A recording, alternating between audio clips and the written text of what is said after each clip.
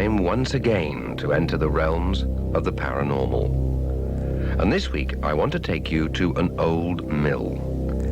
As the mill is still in use, for obvious reasons, I won't say exactly where it is.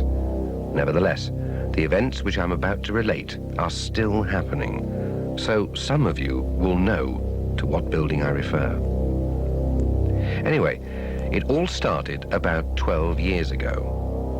At that time, the company which owned the mill was going through a difficult patch. Orders were down, and it looked like the mill would have to close down. As it was, the decision had been taken to cut the staff back by over 50% to save money. One night in mid-October, at about 1:30, the burglar alarm went off, and the owner of the mill was called out by the police to switch it off and determine whether the building had been broken into. After a good look round, he reported that it must have been a malfunction, and the police went home. But what the owner didn't tell the police was that he had experienced an uneasy feeling while he was walking round the building. So when he was alone, he went inside again and upstairs to the first floor. Now, on this floor, there were several large machines used in the manufacture of cloth. Most of them were very old. In fact, 3 of them were over 100 years old. They were old-fashioned looms.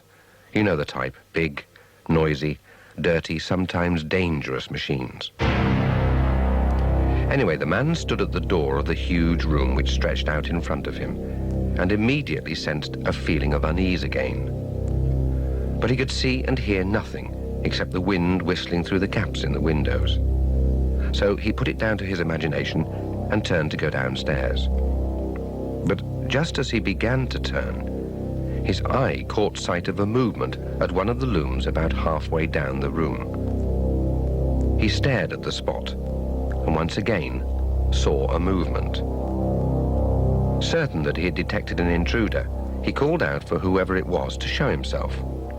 He said that there was no way the person could escape, as all the doors were locked and the police were still outside. This was bluff, of course, but he thought it might frighten the burglar into giving himself up. But as you would expect, there was no response.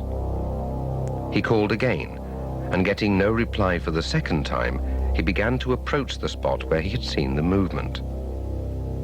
For some reason which he afterwards couldn't explain, the man didn't put on all the lights. Only those which were near the doorway were on, so the looms were in semi-darkness. By now, the man could see a shape, more like a shadow really, which was bending over the loom. He called again and said that he could see the intruder and he was going to call the police upstairs. But still, the person seemed oblivious to the owner. He, or she, just carried on with whatever they were doing. When the man was about 10 feet from the person, he noticed for the first time that it looked like a woman with a long dress on and a sort of bonnet on her head. She seemed to be fiddling with the machine, pulling at something. And she was making a sort of keening noise, a low moaning sound. The man stopped and was about to demand who the woman was, when he suddenly noticed that all was not what it appeared to be. For the woman was transparent. He could see right through her. And the room had taken on an eerie blue glow, which seemed to light up everything around the loom, but didn't cast any shadows. By now, the man was a bit frightened and began to back away from the apparition, for he was now certain that he was looking at a ghost. But somehow, he couldn't move fast. His feet seemed like lead, and his legs weren't responding to the urgent commands his frightened brain was giving them. And he couldn't take his eyes off the woman. And then, it happened. With a sudden jerk, the woman pulled at the machinery and then stood upright. The moaning sound became a scream which seemed to echo in the man's brain.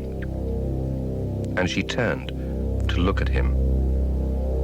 The woman's face was contorted in pain and terror. A red halo seemed to shoot out of her head and surround her. And as the man stood transfixed, he saw the cause of the woman's scream. For she was holding out to him the bleeding stump of her right arm.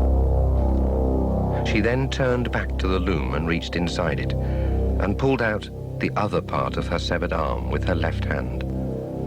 Blood poured out of the gaping wound, and the woman's scream became almost unbearable.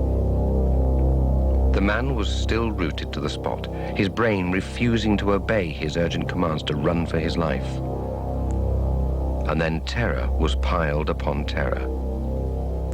The woman began to slowly glide towards the man, holding out her severed arm. A look of pleading was on her face, which the man could see quite clearly by now.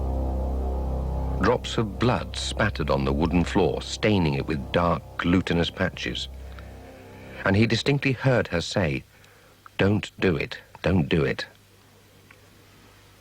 Just as the woman was only a few inches from the man, she stood upright and dropped her arm at the man's feet. She gave one final blood-curdling scream and disappeared. The man stood still for a moment, trying to rationalize what he'd just witnessed. He looked at the floor, but there was now no sign of any blood patches. He looked around the room, but could see nothing. The blue glow had gone, and the room was in semi-darkness again. Suddenly, the reality of what he had experienced came to him, and he turned tail and ran as fast as he could out of the building. The next day, he tried to put everything down to something he'd eaten which had caused an hallucination. But deep down, he knew that it had been real. He didn't say anything to anybody, but his workforce noticed that he seemed pale and drawn, and not in his usual good humor. Nothing else happened to the man, but that wasn't the end of the affair. After a few weeks, he began to hear rumors from his workforce that they didn't like the room on the first floor which contained the looms. People had begun to hear noises and sounds that were like a scream, only very faint as if coming from a great distance. They complained that the room was always cold, especially near the loom which was in the center of the room. And no matter how much the maintenance men looked after the machine, it never seemed to work for more than a few minutes at a time. There seemed to be a blockage or obstruction of some kind, but they couldn't find anything. And then, one night, while some of the workforce were working overtime to get out an urgent order, anything to save the mill from closure, the lady came again. And 3 terrified girls experienced what the man had experienced. The news spread like wildfire, and it was only a matter of time before everyone refused to work on the first floor, even if that meant losing their jobs. Now the man knew that what he had seen just a short time ago was real. Other people were seeing the woman, so it hadn't been his imagination. And much against his better judgment, he called me in to see if I could find out what was causing all the problems. So one cold, dark night in early December 1978, I spent an uncomfortable 12 hours alone in the mill. And I experienced the same as all those other people. And the information I gained from that night enabled me to know where to look for an explanation. What I found out was that in October 1898, a young girl named Enid had been working in the mill. Her job was to check the looms for correct operation, and if any of the warps broke, she was to repair them. This entailed stretching across the machine to get the end of the broken thread and tie it to the near end. It was quite a dangerous job because the machine was not turned off, but if you knew what you were doing, the danger was minimal. And one particular day, she'd been stretching across the loom when she'd slipped, and she'd put her hand out automatically to stop herself from falling. Her arm had gone into the loom, trapping it, and in trying to free herself, it had been torn off just below the elbow. The poor girl had bled to death before anyone could save her. I tried to conduct a psychic rescue for her, but she resisted my endeavors. Now, you might think that that was the end of the story, but it wasn't. You see, The mill owner eventually had to close down through lack of cash flow. And after a period when the mill was semi-derelict, a succession of other types of businesses took over various parts of the building. But none has ever succeeded that rented that first floor. And many reports have been made about strange noises and figures being seen in the middle of the room. Strange dark patches have appeared on the floor, which have resisted all attempts to clean them off. And then suddenly, they've disappeared.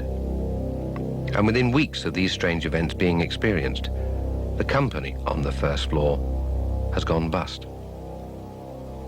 The last company which occupied this floor went out of business only 3 months ago, not long after 2 security men had reported strange noises coming from the middle of the room. Perhaps the unfortunate Enid was wreaking revenge on all those people who had disturbed the place where her life was brought to an untimely end. Who knows?